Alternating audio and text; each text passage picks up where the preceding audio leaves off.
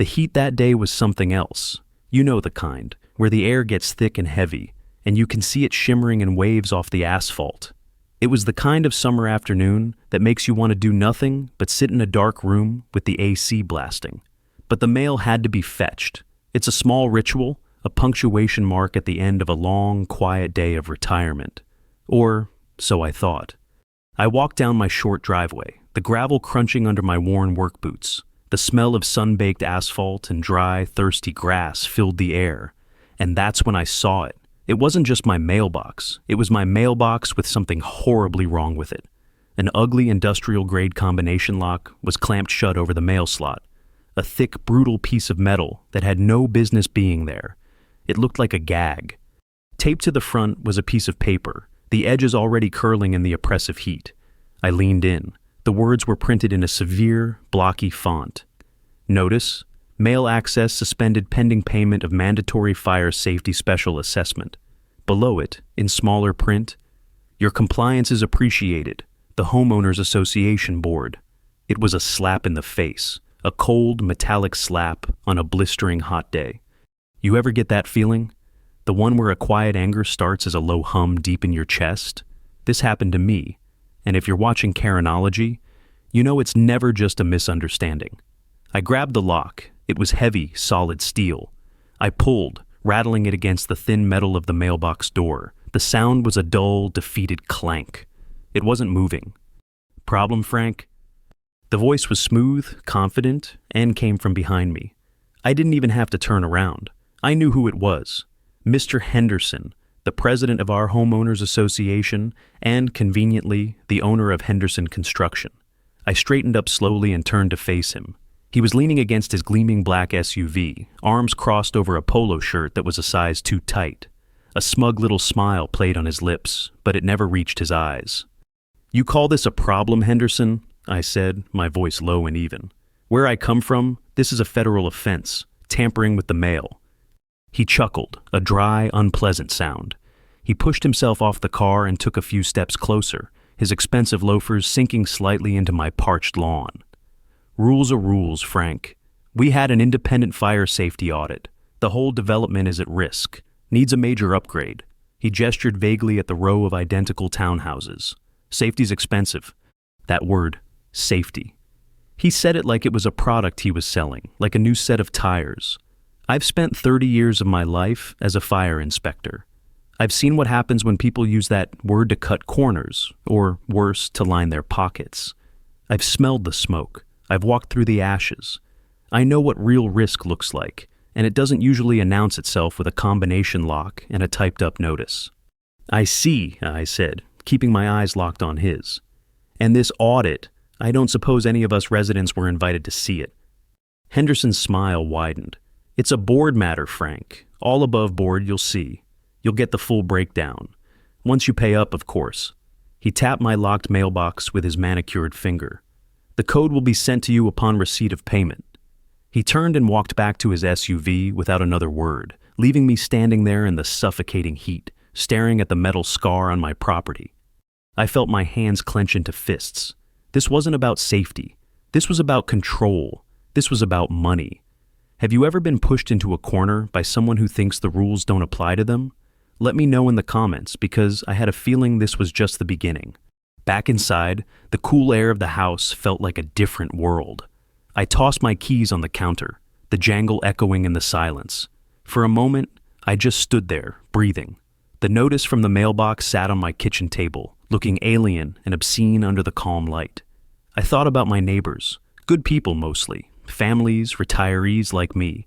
How many of them would just sigh and write the check, wanting to avoid a fight? My phone buzzed on the counter. A notification from the neighborhood group chat. My stomach tightened. I already knew what it would be. I picked it up. A new message from Henderson. A friendly reminder to all residents about the upcoming fire safety levy. Details to follow. Let's all do our part to keep our community safe. The hypocrisy was staggering. Then, a light thump against my front door. It made me jump. I walked over and looked through the peephole. Nothing, just my empty porch and the shimmering heat beyond. I opened the door. Another piece of paper was taped to it, crisp and white. This one looked more formal, official even. Emergency online meeting of the Homeowners Association. Tonight, 8 p.m. Attendance mandatory. Subject, the Fire Safety Modernization Project. I peeled the notice off the door and closed it, the heavy click of the deadbolt sounding final. The lock on my mailbox was just the invitation. The real fight was starting in 3 hours. At 8 o'clock sharp, I was sitting at my kitchen table, my laptop open. The screen was a mosaic of familiar faces in little boxes, the residents of our community. There was Maria, the nurse from 2 doors down, looking tired after what was probably a long shift. There was young Alex, the lawyer who just moved in last year, his brow furrowed with concern. And in the center square, looking larger than life, was Henderson, sitting in a leather chair with a smug, authoritative air. A digital silence hung in the virtual room. You could feel the tension, even through the screen. Henderson cleared his throat, the sound tinny and amplified. "Thank you all for joining," he began, his voice dripping with false sincerity. "As you know, the board has been working tirelessly to ensure the safety and security of our homes." He launched into a slick presentation, slides filled with alarming statistics, pictures of fires in other states, and ominous warnings. He spoke of proactive measures and investing in our future. It was a masterclass in fear-mongering, and then he dropped the bomb. After a thorough evaluation by a certified, independent insurance risk assessor, he said, emphasizing independent, "It has been determined that our current fire suppression system is critically outdated. A full modernization is required, immediately." He clicked to the final slide. The numbers were stark and brutal against the white background. Total project cost, $250,000. Special assessment, per household, $12,500. A collective gasp went through the Zoom call. You could see people leaning into their cameras, their faces a mixture of shock and disbelief. A few muted microphones were unmuted, a confused murmur bubbling up. $12,500. For most people here, that wasn't just an inconvenience, it was a crisis. "I know this is a significant number," Henderson continued smoothly, raising his hand to quell the digital unrest. "But you can't put a price on peace of mind, on your family's safety." This was my cue. I unmuted my microphone. "Frank Marshall here. Henderson?" My voice was calm, but it cut through the murmuring. Every little box on the screen seemed to turn towards mine. "I have a few questions about that number." Henderson's smile tightened. "Frank, I was hoping you'd understand, given your background. This is a matter of compliance." "My background is exactly why I'm asking," I retorted. I'd seen this game played 100 times. "Could you go back to the equipment specification slide, the one with the pump models?" He hesitated, then reluctantly clicked back. The slide was a jumble of model numbers and technical jargon, designed to overwhelm and confuse. But to me, it was as clear as day. "The G700 series pump," I said. "That's a residential grade unit for a single-family home. For a complex of 20 townhouses, you'd need at least a commercial-grade C12 series for adequate pressure. Using a G700 is not just cutting a corner. It's building a failure into the system." Silence. I could see Alex, the young lawyer, nodding slowly. Maria was looking at my square with newfound interest. I was planting a seed of doubt. I had to. "Furthermore," I pressed on, "the quote specifies Schedule 40 PVC piping for the main lines. At the pressure required for a multi-unit complex, that's a rupture waiting to happen. It should be copper, or at the very least, Schedule 80 ductile iron. What your independent assessor has designed here isn't a safety system. It's a liability." Henderson's face had gone from smug to furious. He was losing control of the narrative. He held up a hand. "Frank, this is not the forum for a technical debate. The plan has been approved by the experts." "You're the one asking for $25,000 of my money," I shot back. "I think that earns me a forum. Who is this assessor? What's his name? What are his credentials?" And just like that, it happened. A small icon appeared on my screen. "The host has muted you." My little box was silenced. I could see Henderson speaking, his face a mask of calm authority again. But I couldn't hear a word. He was addressing the other residents, likely dismissing me as a disgruntled old man. He gestured, he smiled, he reassured. I was a ghost in the machine, my voice gone. The meeting ended 5 minutes later. A poll was thrown on the screen, a mockery of democracy. The motion passed. Henderson thanked everyone for their cooperation, and the screen went blank. I was left staring at my own reflection in the dark laptop screen. The rage was back, colder this time. This wasn't just a scam, it was a dangerous one. He was going to install a faulty system and make us pay a fortune for it. In the group chat, my phone began to buzz incessantly. A war of words had already broken out between confused residents, but words on a screen weren't going to fix this. I stood up and walked to the garage. The smell of oil and old wood was comforting. I switched on the single bare bulb, which cast long shadows over the tool bench, my past. My entire career was packed into chests and hung on these walls, but I wasn't looking for memories. I was looking for tools. He wanted to talk about safety? Fine. The meeting was over, but my inspection was just beginning. The first place I went was the community's main waterline access point. It was located behind a row of overgrown azalea bushes at the far end of the development, hidden beneath a heavy iron plate. It was past midnight, and the only light came from a distant street lamp, casting long, eerie shadows. The air was still and thick with the scent of night-blooming jasmine and damp earth. I knelt down and pried the cover open with a crowbar. It came away with a low groan of rusted metal. Below, a series of pipes and valves gleamed dully in the beam of my flashlight. This was the heart of our water system. Any fire suppression system, new or old, would have to draw its power from here. I was here to get a baseline reading, a real one. I pulled a pressure gauge from my bag, an old, reliable piece of equipment I'd kept from my inspection days. I attached it to the main hydrant outlet. The needle jumped, then settled. Just as I thought. The municipal pressure was more than adequate. There was no technical reason to need the expensive booster pumps Henderson had listed in his proposal. The system could run perfectly fine with a few simple valve upgrades. His entire premise was a lie. I was about to pack up when I heard it, a faint scraping sound coming from the direction of my house. I froze, every muscle tensed. I switched off my flashlight and crouched lower behind the bushes, my heart pounding a steady, heavy rhythm against my ribs. I waited, listening. The sound came again, closer this time. It was the sound of something metal being dragged across pavement. Slowly, carefully, I crept back through the shadows, staying close to the walls of the townhouses. As I rounded the corner to my own street, I saw him. A figure cloaked in darkness, hunched over the fire hydrant right in front of my lawn. I couldn't see his face, but he was deliberately and systematically working on the hydrant's main operating nut with a large pipe wrench. He wasn't trying to open it, he was trying to destroy it. I didn't think, I just acted. "Hey!" I yelled, my voice cutting through the night's silence like a razor. The figure startled, dropping the wrench with a loud clang. He looked up, his face obscured by a dark hoodie, then bolted, sprinting down the street and disappearing into the darkness between the houses. I ran to the hydrant. The damage was already done. The large pentagonal nut used to open the valve was completely stripped, rounded off into a useless hunk of metal. No wrench in the world would be able to get a grip on it now. It was out of commission, and it was the hydrant designated to protect my block. My blood ran cold. This was an escalation, a serious one. This wasn't just about money anymore. This was sabotage, a sick, twisted way to prove his point. See? Our infrastructure is failing. We need the upgrade. The next morning, it began. Before I even had my coffee, my phone was buzzing. The neighborhood chat was on fire. Henderson had posted a picture of the damaged hydrant.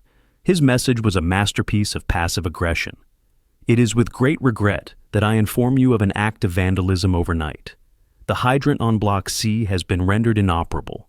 This is a grave safety concern. It seems some residents are willing to endanger us all to avoid their responsibilities. An investigation will be launched." The insinuation was clear. He was pointing the finger directly at me, the one person who had publicly questioned his project. Then the comments started rolling in. "This is outrageous," from a neighbor I'd known for years. "I have kids here," from another. And then the one that cut the deepest, from Maria, the nurse. "Frank, I respected you, but if this was you, you've gone too far." I was being tried and convicted in a court of public opinion, with Henderson as the judge, jury, and executioner. I felt the walls closing in. The lock on my mailbox was a symbol. The muted microphone was a gag. But this felt like a cage. They weren't just trying to silence me. They were trying to paint me as the villain. I walked outside and stood by the violated hydrant. A few neighbors were gathered at a safe distance, whispering, their eyes darting towards me. The sun was climbing higher, the heat already building, but I felt a chill that had nothing to do with the temperature.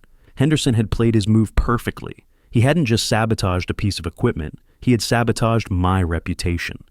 And what could I say? I was out in the middle of the night inspecting the water mains and I scared off a guy in a hoodie.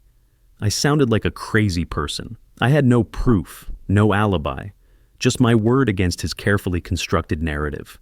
As I stood there, feeling the weight of a dozen suspicious stares, a car pulled up to the curb. It was Alex, the young lawyer. He got out and walked over to me, his expression grim. He didn't look at me with suspicion. He looked at me with a sort of weary resignation. "This is bad, Frank," he said, his voice low. "He's got everyone spooked. They're ready to write him a blank check just to make this go away." He paused, then looked me straight in the eye. "But I don't think you did this. You're too smart for something this clumsy." He looked over at the hydrant.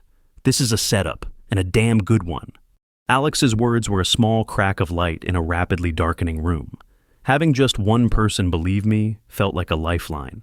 "It's a setup, all right," I said, my voice rough with frustration. "He's creating the crisis he needs to justify his solution." And I walked right into it. We went back inside my house, away from the prying eyes of the neighborhood. The air was thick with the smell of brewing coffee, a small, normal comfort in a world that felt increasingly abnormal. Alex sat at my kitchen table while I poured 2 mugs. "Okay, so what's the play?" Alex asked, wrapping his hands around the warm ceramic. "Legally, this is tricky. He controls the board, he has his expert report, and now he has a manufactured incident to back it up. A lawsuit would take months, maybe years. By then, the money's spent." "A lawsuit is what he wants," I said, sitting down across from him. "It's slow, it's expensive. It bogs us down in paperwork while he cashes the checks. We can't fight him on his turf. We have to fight him on mine." I tapped my temple. Fire codes, standards, the things he's pretending to follow. Alex leaned forward, intrigued. "You found something, didn't you? At the meeting you mentioned the pumps, the pipes." "It was more than that," I explained. "The report he's using, it's a cookie-cutter template. I've seen dozens like it. An unscrupulous contractor gets a kickback from a specific supplier, so they write a report that just happens to specify only that supplier's parts, usually overpriced and underspec'd. Henderson isn't just overcharging us. He's probably getting a cut from the supplier for those useless G700 pumps." "A kickback scheme," Alex murmured, his legal mind whirring. "That's fraud, but proving it is the hard part. We need a paper trail, an insider. Or we make our own proof," I said. "Look, the law is your world, Alex. Pressure, flow rates, and material integrity, that's my world. Henderson's plan has a fatal flaw. It's not just inefficient, it's physically unsound. He's building a system designed to fail under pressure. We just need to show people that." Alex looked skeptical. "How? We can't get access to the equipment before it's installed." "We don't need to." A plan was starting to form in my head. A risky but direct countermove. He's going to use his own construction company for the installation, right? Henderson Construction. Alex nodded. "That means he has a warehouse, a place where he stores his materials, pipes, fittings, all the guts of the system." "You're thinking of breaking in?" Alex's eyes widened. "Frank, that's a terrible idea. That's criminal trespass. It would destroy any credibility we have." "Who said anything about breaking in?" I took a sip of coffee. The bitter taste helped sharpen my focus. But there are other ways to see what's inside a building, and there are ways to find out who his suppliers are. You're the lawyer. Find out everything you can about Henderson Construction's recent permits and contracts. I'm looking for suppliers of plumbing and fire suppression equipment. I just need a name. For the next few days, we worked. Alex, with his surprising knack for navigating the labyrinth of county records online, dug into Henderson's business. Meanwhile, the pressure from the neighborhood mounted. The homeowners association had officially levied the assessment. The first payment was due in 30 days. People started avoiding me in the street. My little slice of suburban peace had become enemy territory. Then, late one evening, Alex called me, his voice electric with excitement. "I've got it, Frank. It took some digging, but he filed a bulk purchase order last month. A company called Pro Flow Solutions. They're a distributor out of state. And get this, Their primary product line is the G700 series pump. Bingo, a direct link. Good work, Alex, I said, a grim satisfaction settling over me. Now for my part. The next night, I drove out to the industrial park where Henderson's warehouse was located. It was a soulless place of concrete buildings and chain-link fences. I didn't go near the property. I parked a street over, in the shadows of a larger, unrelated factory. I wasn't here to trespass. I was here to observe.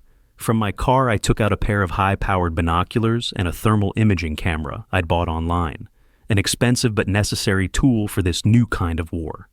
For hours, I watched. Trucks came and went. The night shift was active. I scanned the building with the thermal camera. It gave me a ghostly infrared view of the warehouse. I could see the heat signatures of the workers inside, the glowing warmth of the machinery. And then I saw what I was looking for. In the loading bay area, stacked high on pallets, were long cylindrical shapes. Pipes. Dozens of them. Even with the thermal imager, I could see they were thin. Too thin. They had the heat signature of PVC, not metal. But that wasn't the smoking gun. The gun was in a dumpster at the back of the property. Just before dawn, a worker came out and tossed a bunch of cardboard and packaging into it. Through my binoculars, I could clearly read the labels on the discarded boxes as he threw them in. ProFlow Solutions. And below that, in smaller letters, a list of contents. Couplings, valves, and a crucial detail. PVC fittings, not for use in high-pressure systems. I took a picture with my phone, zooming in as much as I could. The image was grainy, but the warning was legible. He wasn't just using the wrong pipes. He was using fittings explicitly forbidden for this kind of application. This wasn't negligence. This was intentional, criminal fraud. A wave of cold fury washed over me. He was building a ticking time bomb inside our homes. He was going to take our money and leave us with a system that would burst the moment it was actually needed. I finally had the proof. Not an accusation, not a theory, a fact, a grainy, damning photograph of a box in a dumpster. It wasn't much, but it was a start. The problem was, how do you convince people to believe a picture of trash over the word of their elected leader? Armed with my grainy photograph and a surge of righteous anger, I felt like the tide was about to turn. Alex and I put our heads together. The picture alone wasn't enough. It was circumstantial. Henderson could claim it was for another job, that it was trash from a different project. We needed to corner him. Alex found the opening. There's a clause in the Homeowners Association bylaws, he said, pointing to a line on his laptop screen. Any capital improvement project over $50,000 requires a final review and Q&A session before the first funds are dispersed. It's usually just a formality, a rubber stamp. But he has to do it. It's scheduled for next week. This was our chance, a public forum, a place where Henderson couldn't just mute me. But Henderson was smarter than I gave him credit for. He was a snake, and he knew how to shed his skin. The day before the scheduled meeting, a new player entered the game. A man in a sharp suit, with a slick smile and a briefcase, started going door to door. He introduced himself as a representative from the community's insurance carrier. He had a file on each resident. He would sit down at their kitchen tables and paint a grim picture. He'd talk about rising risks, about non-compliance penalties. And then he would deliver the knockout blow. Because of the recent vandalism and the noted deficiencies, he'd say in a calm, professional tone, our underwriters have flagged this property. If this modernization project does not proceed as planned, we will be forced to increase the master policy premium by 40%, effective immediately. It was a masterstroke of manipulation. He was using the very institution meant to protect us as a weapon against us. A 40% increase in insurance premiums, on top of the HOA fees, was unthinkable for most families. The choice was no longer between paying Henderson's assessment or not. It was between paying the assessment or facing financial ruin. Panic ripped through the community. The group chat, once a place of debate, became a chorus of resignation. We have to pay. We have no choice. Frank tried, but this is bigger than him.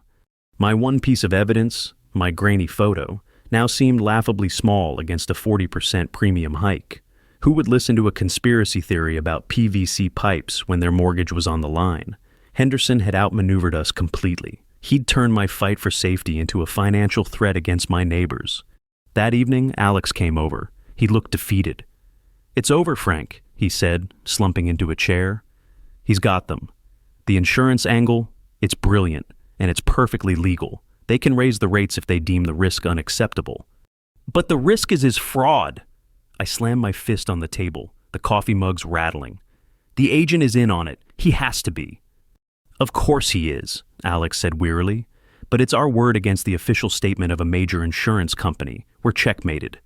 He looked at me and I saw a flicker of something that looked like pity. And that was worse than the anger, worse than the suspicion. Maybe you should just pay it, Frank, for your own good. He's made it personal. He won't stop until he's ruined you. His words hit me harder than any of Henderson's schemes. Alex, my one ally, was advising me to surrender. He wasn't betraying me, not really. He was being pragmatic. He was a lawyer, and he saw a losing case. But to me, it felt like the final door slamming shut.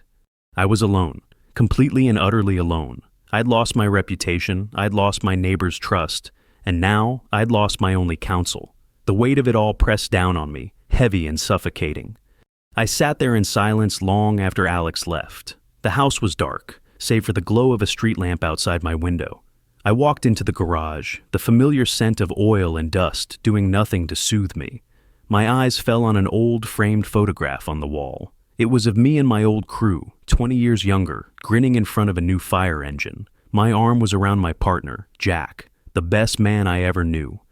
I remembered the fire that took him, not the flames, but the aftermath. A faulty sprinkler system, a cheap valve that had cracked under pressure, just like the ones Henderson was planning to install. The investigation had cleared me of wrongdoing, but it didn't clear my conscience. I had signed off on that building's inspection a year earlier. I had missed something, or maybe I hadn't looked hard enough. That failure had haunted me for years. It was the reason I retired early. I reached up and touched the glass over Jack's smiling face. And in that moment of absolute defeat, something shifted inside me. This wasn't just about Henderson anymore. It wasn't about money or my reputation.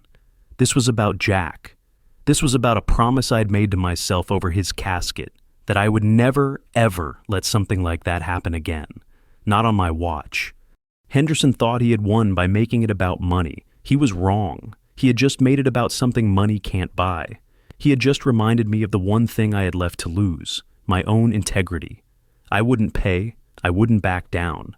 If I was going to go down, I was going to go down swinging.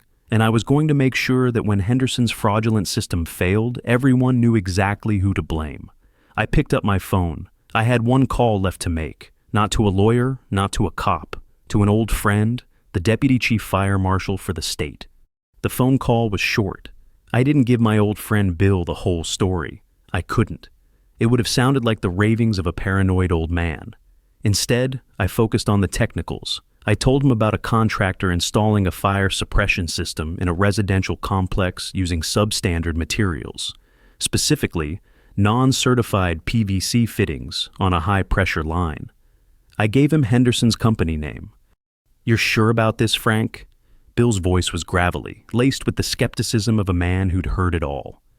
"I'm sure enough to stake my reputation on it, Bill," I replied. "What's left of it anyway?" There was a long pause on the other end. "All right, Frank," he finally said. "I can't launch a formal investigation based on a phone call, but I can schedule a surprise inspection. Henderson Construction is on my list anyway. I'll move them up the queue. Can't promise anything, but we'll take a look at their inventory." It was all I could ask for. It wasn't a silver bullet, but it was a start. A flicker of hope. But I knew it wouldn't be enough. A state inspection might slap Henderson with a fine or force him to use the right materials, but it wouldn't expose the fraud. It wouldn't undo the financial trap he'd laid for my neighbors. For that, I needed something more public, something undeniable. My eyes fell on the notice for the final review meeting, still stuck to my fridge with a magnet. It was tomorrow night. Henderson intended it as his victory lap, a final forum to gloat before the money started rolling in. But what if it wasn't? What if it could be turned into something else entirely? A new plan began to form, more audacious than the last. I couldn't beat him with documents or backroom phone calls. I had to beat him in the open, in front of everyone he had manipulated. I had to turn his own stage against him. I spent the next day preparing. I didn't call Alex. This was something I had to do alone. I went to a hardware store in the next town over and bought a few specific items. A new pressure gauge, identical to my own, but brand new and in a sealed package. A short length of certified high-pressure copper pipe, and a set of professional-grade plumbing wrenches. The final review meeting was held in the community clubhouse. The room was packed. The air was heavy with resentment and resignation. I walked in and stood at the back, feeling the collective cold shoulder of my neighbors. Henderson was at the front, standing next to a large television screen, a smug grin plastered on his face. He had set up a demonstration. On a table next to him was a sample assembly, one of the G700 pumps connected to a short loop of the very same PVC piping I'd seen at his warehouse. A pressure gauge was attached to the setup. "As you can see," Henderson announced, his voice booming through the small room, "our new system is state-of-the-art. I'm going to show you just how effective it is." He switched on the pump. It whirred to life. The needle on his pressure gauge climbed smoothly into the green zone. He beamed at the crowd. Perfectly safe, perfectly effective. Any questions? This was it, my moment. "I have one," I said, my voice cutting through the silence. All heads turned towards me. A wave of groans and eye rolls rippled through the room. I walked forward from the back of the room, carrying a small toolbox. I ignored the hostile stares and the whispered insults. I stopped in front of Henderson's demonstration table. "You're a showman, Henderson, I'll give you that," I said, loud enough for everyone to hear. "But you're not a very good engineer." I opened my toolbox. "Your gauge is showing good pressure, that's great, but gauges can be calibrated, can't they? They can even be broken." I pulled out the new sealed pressure gauge from the hardware store. I held it up for everyone to see. This one, however, is brand new, certified. Let's see what a real gauge says, shall we? Before Henderson could react, I unscrewed his gauge and quickly attached mine. The crowd murmured, leaning forward. The needle on my new gauge shot up and stopped dead, barely a third of the way into the green zone. It was reading a pressure far below the minimum safety standard. The system was a dud. Gasps rippled through the room. Henderson's face went pale. That's a faulty gauge," he stammered. "Is it?" I said calmly. "Or is this a faulty system?" I looked at the crowd. "He told you this system was necessary for your safety. He told you the old one was failing, but he's not installing a safety system. He's installing this." I pointed to the cheap PVC pipe. "This is the material he plans to use, and this is what happens to it under the kind of pressure spike you get in a real fire." This was the final piece of my plan, the live test. I reached into my toolbox and pulled out the set of wrenches. I looked Henderson straight in the eye. "So how about it, Henderson?" I challenged, my voice echoing in the stunned silence. "Let's turn up the pressure, shall we? Let's run a real stress test, right here, right now. Unless you have something to hide." The room was dead silent. Every eye was on Henderson. He was trapped. If he refused, he'd look guilty. If he agreed, he knew exactly what would happen. His entire house of cards was about to come crashing down. What would you do if you were in his shoes? There was no right answer. There was only the inevitable. Henderson's face was a mask of pure panic. He looked from me to the crowd, his eyes darting around like a cornered animal searching for an escape. The silence in the room was deafening. You could have heard a pin drop on the cheap linoleum floor. He opened his mouth, then closed it. He had no move left to make. "What's the matter, Henderson?" I said, my voice low and steady. "Afraid your state-of-the-art system can't handle a little reality?" "This is absurd," he finally sputtered, trying to regain some semblance of control. "This is not a proper testing environment. You're tampering with the equipment." "I'm testing it," I shot back, turning to the crowd. "I'm doing the job he was supposed to do, the job you're paying him $250,000 for." I looked at my neighbors, one by one, letting my gaze linger. "He's counting on you being too afraid to ask questions. He's counting on you just writing the check." Then, a voice from the crowd. It was Maria, the nurse. "Let him do it," she said, her voice clear and strong. "Let's see the test." A murmur of agreement spread through the room. It started as a few scattered voices, then grew into a confident chorus. "Yeah, run the test." "What are you afraid of, Henderson?" The tide had turned. The fear he had so carefully cultivated had been replaced by suspicion, and now it was hardening into anger. Henderson was defeated. He knew it. He took a step back from the table. His shoulders slumped. He gave a weak, dismissive wave of his hand. "Fine. Do what you want. You'll be responsible for the damages." That was all the permission I needed. I turned back to the pump. A real fire doesn't give you a nice, steady stream of water, I explained to the room, my voice taking on the familiar cadence of an instructor. You get pressure surges, spikes. Any system worth its salt is built to handle them. I placed one wrench on the pump's outflow valve and another on the bypass regulator. Let's simulate a surge. With a quick practice movement, I cranked the regulator wide open. For a second, nothing happened. The pump whined, the pitch rising. The water in the clear PVC pipe churned. The needle on my pressure gauge trembled, then shot past the green zone, deep into the red. And then it happened. It wasn't a loud explosion. It was a sharp, sickening crack, followed by a loud pop.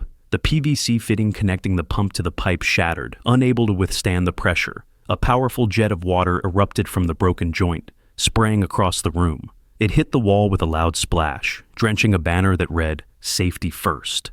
It was so perfectly ironic, you couldn't have scripted it. The crowd gasped, stumbling back. Water pooled on the floor, soaking the presentation materials Henderson had so carefully laid out. His demonstration was literally drowning in its own failure. In the stunned silence that followed, my phone buzzed in my pocket. I pulled it out. A text message from Bill, the deputy fire marshal. It was a single sentence. "We're on site at Henderson Construction. You were right, Frank. We're shutting him down." I held up the phone for Henderson to see. The blood drained from his face. He saw the name on the screen. He knew what it meant. His scam wasn't just exposed to a room full of angry neighbors. It was now an official state investigation. That was the end.